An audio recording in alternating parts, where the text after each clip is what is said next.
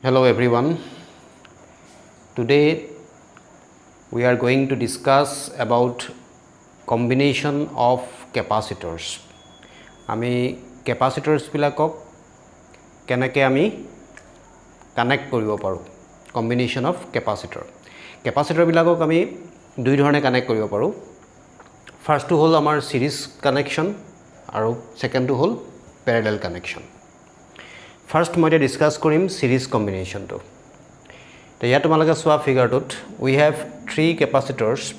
having capacitances C1, C2 and C3. ইয়াত আমাৰ তিনটা কেপাসিটৰ আছে আৰু তিনটা কেপাসিটৰে ফাৰ্স্ট কেপাসিটৰৰ কেপাসিটেন্স C1, সেকেন্ডৰ C2 আৰু থাৰ্ডৰ C3. এই তিনটা কেপাসিটৰ আমি ইয়াত সিৰিজত কানেক্ট কৰিছো. All the three capacitors are connected in series. And V is the applied potential difference across the combination. Gote combination tut moi potential difference apply korisu V. Eta ami yat kenake gom pam je ei tinta capacitor series connection ot ase boli. To ami sabo parim enake ya tomaloke dekhisa je negative plate of the first capacitor is connected to the positive plate of the second capacitor. Negative plate of the first capacitor is connected to positive plate of the second capacitor. ठीक teneke negative plate of the second capacitor is connected to positive plate of the third capacitor. तामने series connection ot ki hoy eta capacitor positive plate beleg eta capacitor negative plate or logot connect hoi thake. Etok ami kau series connection. এটা আমি চাব পাৰো যে series connection হৈ আছে. ঠিক আছে, এতিয়া আমি গুটেই কম্বিনেশনটোত পটেনশিয়াল ডিফারেন্স এপ্লাই কৰিছো V. এতিয়া আমি যদি ইয়াত ফাৰ্স্ট ক্যাপাসিটৰটোত পজিটিভ ফাৰ্স্ট প্লেটটোত আমি কি দিছো পজিটিভ চাৰ্জ সাপ্লাই কৰিছো, হয় না? পজিটিভ চাৰ্জ দিছো ধৰা plus Q is the charge supplied to the first plate of the capacitor. তেতিয়া হলে ডিউ টু ইন্ডাকশন আমি সেকেন্ড প্লেটত কি পাম equal amount of negative charge পাম. যদি ফার্স্ট প্লেটখনত চার্জ আছে প্লাস Q, সেকেন্ড প্লেটখনত আমি পাম মাইনাস Q. গতি ইন্ডাকশনৰ কাৰণে আমি ইয়াত ইনাৰ সাইডটোত নেগেটিভ চাৰ্জ পালো আৰু আউটাৰ সাইডটোত কি পাম equal amount of positive charge পাম প্লাস Q, হয় না? কিন্তু ইয়াত এই প্লাস চার্জখিনি প্লাস Q চার্জখিনি বা পজিটিভ চার্জখিনি ট্রান্সফার হ'ব কলৈ সেকেন্ড ক্যাপাসিটৰৰ ফার্স্ট প্লেটলৈ ইয়ালৈ গুচি আহিব. গতিকে আমি ইয়াত কি পালো আকৌ প্লাস Q চার্জ পালো. আকৌ ডিউ টু ইন্ডাকশন আমি আকৌ সেকেন্ড প্লেটত ইনাৰ সাইডত কি পাম equal amount of negative charge পাম আৰু বাহিৰৰ সাইডত কি পাম equal amount of positive charge পাম. কিন্তু এই পজিটিভ চার্জখিনি ট্রান্সফার হ'ব কলৈ থার্ড ক্যাপাসিটৰটোৰ ফাৰ্স্ট প্লেটলৈ ট্ৰান্সফাৰ হৈ যাব. গতিকে আমি থাৰ্ড ক্যাপাসিটৰৰ ফার্স্ট প্লেটত প্লাস Q চার্জ পাম. আকৌ কি হ'ব ডিউ টু ইন্ডাকশন আমি সেকেন্ড প্লেটখনৰ ইনাৰ সাইডত নেগেটিভ চাৰ্জ পাম মাইনাস Q আৰু বাহিৰৰ সাইডত কি পাম প্লাস Q চাৰ্জ পাম. কিন্তু আমাৰ ইয়াত থাৰ্ড ক্যাপাসিটৰটোৰ সেকেন্ড প্লেটখন ইয়াত গ্ৰাউণ্ডেড কৰা আছে. গতিকে থাৰ্ড ক্যাপাসিটৰটোৰ সেকেন্ড প্লেটত বাহিৰৰ সাইডত আমি পজিটিভ চাৰ্জ নাপাওঁ কাৰণ এটো আমি গ্ৰাউণ্ড কৰি থৈছো. গতিকে পজিটিভ চাৰ্জখিনি ইয়াত কি হ'ব নিউট্ৰেলাইজড হ'ব. গতিকে আমি ইয়াত দেখিছো যে প্ৰত্যেকটো ক্যাপাসিটৰত চাৰ্জ কি আছে ইকুয়াল আছে. এটা ফাৰ্স্ট ক্যাপাসিটৰ চাৰ্জ কিমান আছে magnitude of charge on the first capacitor is Q. Second ক্যাপাসিটৰটো কিমান আছে QA আছে আৰু থাৰ্ড ক্যাপাসিটৰটো Q আছে. কিন্তু পটেনশিয়াল ডিফাৰেন্স প্ৰত্যেকটো ক্যাপাসিটৰত বেলেগ across the first capacitor potential difference is V1, second capacitor V2, across third capacitor V3. এটা কথাটো হ'ল যে আমি সিরিজ কানেকশনত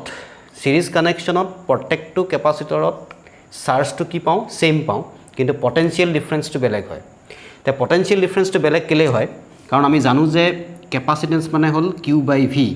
হয় না? তো ইয়াৰ পৰা যদি আমি V টো ফাইন্ড কৰিবলৈ যাওঁ V টো ফাইন্ড কৰি আমি লিখিব পাৰিম Q/C. ঠিক আছে, Q/C লিখিব পাৰিম. তে আমি দেখিছো যে প্ৰত্যেকটো ক্যাপাসিটৰত চার্জটো কনস্ট্যান্ট আছে, Q ইজ কনস্ট্যান্ট কিন্তু C টো বেলেগ ক্যাপাসিটেন্স বেলেগ. গতিকে ক্যাপাসিটেন্সটো বেলেগ হোৱাৰ কাৰণে আমি প্ৰত্যেকটো ক্যাপাসিটৰত কি পাম পটেনশিয়াল ডিফারেন্সটো বেলেগ পাম. তো V1, V2 and V3 আমি লৈছো. এতিয়া আমি ইয়াৰ পৰা গোটেই কম্বিনেশ্যনটোত আমি পটেনশিয়েল ডিফাৰেন্স এপ্লাই কৰিছোঁ V V is the applied potential difference তো ভি মানে আমি লিখিব পাৰিম V1 plus V2 plus V3 হয় না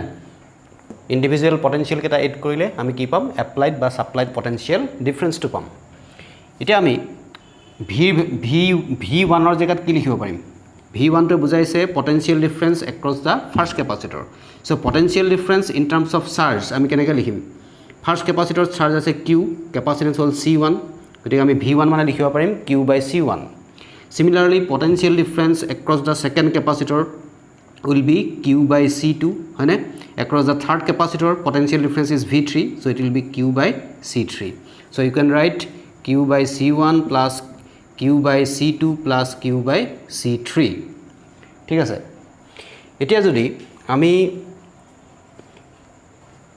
এতিয়া আমি যদি ইয়াত এই তিনটা ক্যাপাসিটৰ কম্বাইন কৰি যদি এটা ক্যাপাসিটৰ বনাই দিও হয়নে এই তিনটা ক্যাপাসিটৰ আমি কম্বাইন কৰিলো কম্বাইন কৰি এটা ক্যাপাসিটৰ বনালো এটো এই ক্যাপাসিটৰটো আমি কম ইকুইভ্যালেন্ট ক্যাপাসিটৰ বুলি কম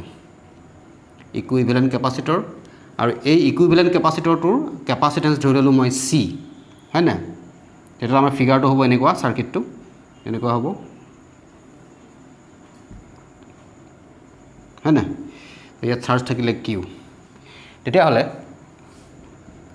এই ইকুইভ্যালেন্ট ক্যাপাসিটৰটোৰ কাৰণে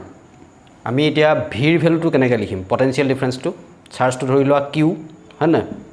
আৰু ক্যাপাসিটেন্স C এটা আমি লিখিব পাৰিম Q/C হয় না ইয়াত C ৰিপ্ৰেজেন্টস C টো কি বুজাব ইকুইভ্যালেন্ট ক্যাপাসিটেন্স বুজাব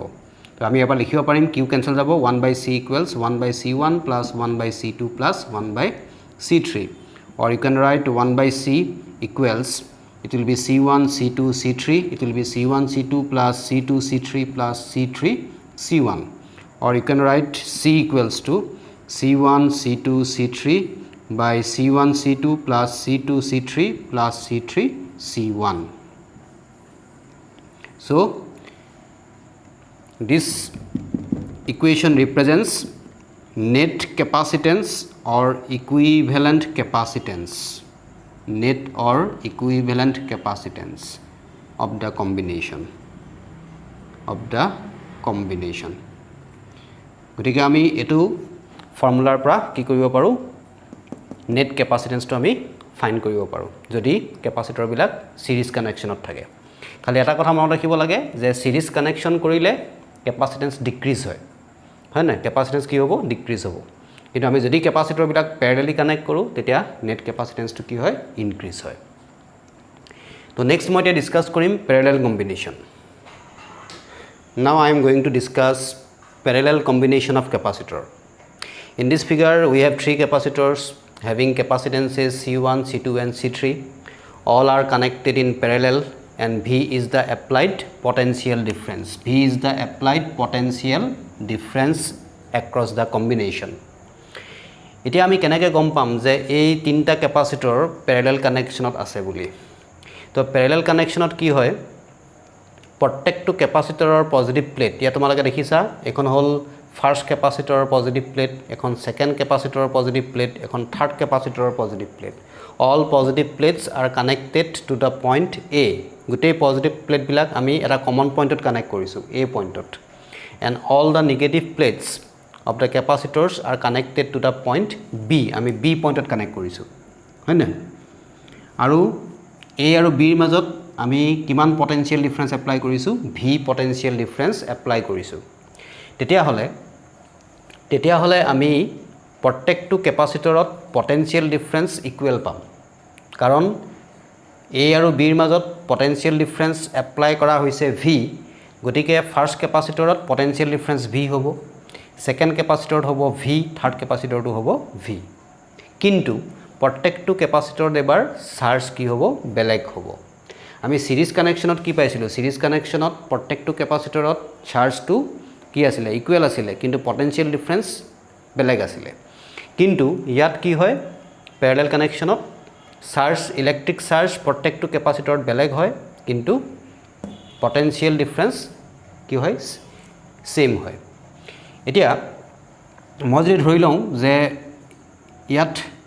টোটেল চাৰ্জ যেনিবা Q is the total charge supplied তেতিয়াহ'লে টোটেল চাৰ্জটো আমি ফাইণ্ড কৰিবলৈ হ'লে ইণ্ডিভিজুৱেল কেপাচিটৰ কেইটাত থকা চাৰ্জখিনি আমি কি কৰিব লাগিব এড কৰিব লাগিব তাৰমানে আমি লিখিব লাগিব Q1 plus Q2 plus Q3 হয় না তেতিয়া আমি টোটেল চাৰ্জটো পাম এতিয়া আমি জানো যে কেপাচিটেন্স মানে আমি লিখিছিলোঁ Q/V তো ইয়াৰ পৰা যদি আমি চাৰ্জটো ফাইণ্ড কৰোঁ তেতিয়া আমি লিখিব পাৰিম C × V তাৰমানে কেপাচিটেন্সৰ লগত পটেনশিয়েল ডিফাৰেন্স ইনটু কৰিলে কি পায় চাৰ্জ পায় তো আমি ইয়াত তেতিয়ালৈ লিখিব পাৰিম Q1 টো বুজাই আছে চাৰ্জ এক্ৰছ ফাৰ্ষ্ট কেপাচিটৰ তেতিয়ালৈ আমি কি লিখিম এইটো ফৰ্মুলাৰ পৰা C1 কাৰণ কেপাচিটেন্স আছে C1 first capacitor potential difference V গতিকে C1 × V প্লাছ Q2 মানে কি লিখিম C2 × V আৰু Q3 মানে আমি লিখিব লাগিব C3 × V হয় না কেপাচিটেন্স বেলেগ কিন্তু পটেনশিয়েল ডিফাৰেন্স কি আছে সেম আছে এতিয়া আমি এই তিনটা কেপাচিটৰ যদি আমি কম্বাইন কৰি এটা সিঙ্গল কেপাচিটৰ বনাই দিওঁ এটা সিঙ্গল কেপাচিটৰ তেতিয়া আমাৰ সাৰ্কিটটো এনেকুৱা হ'ব এইটো ধৰা সাৰ্কিটটো হৈ গ'ল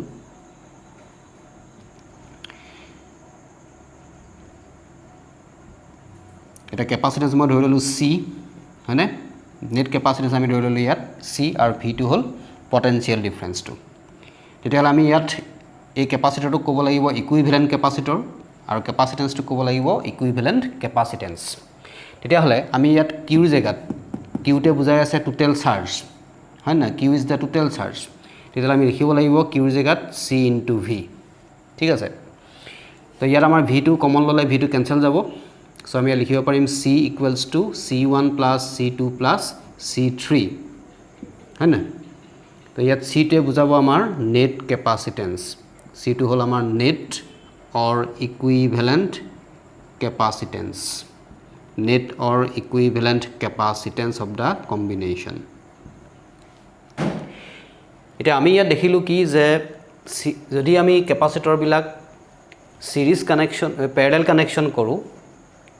কেপাচিটৰ বিলাক প্যাৰেলাল কানেকশন কৰিলে নেট কেপাচিটেন্সটো কি হয় ইনক্ৰিজ হয় তো আমি ইয়াত দেখিছো যে যিমানে আমি কেপাচিটৰ ইয়াত প্যাৰেলালি কানেক্ট কৰিম সিমানে কেপাচিটেন্সটো কি হ'ব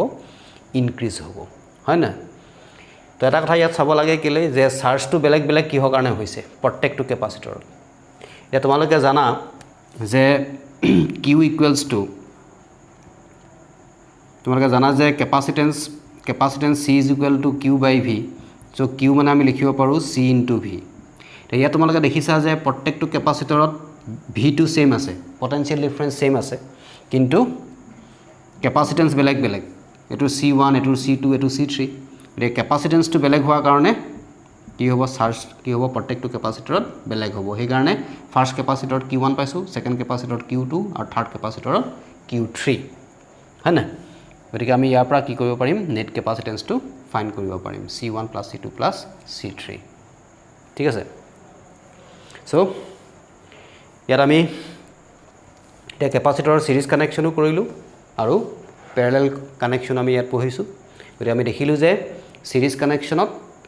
কানেকশনত নেট কেপাচিটেন্স ডিক্ৰিজ হয় আৰু প্যাৰেলাল কানেকশনত নেট কেপাচিটেন্স ইনক্ৰিজ হয় আৰু সিৰিজ কানেকশনত প্ৰত্যেকটো কেপাচিটৰত চাৰ্জটো ইকুৱেল হয় পটেনশিয়েল ডিফাৰেন্স বেলেগ হয় কিন্তু প্যাৰেলাল কম্বিনেশনত কি হয় চাৰ্জ ডিফাৰেন্ট হয় কিন্তু পটেনশিয়েল ডিফাৰেন্স প্ৰত্যেকটো কেপাচিটৰত সেম হয় ঠিক আছে so this is all about for my today's class thank you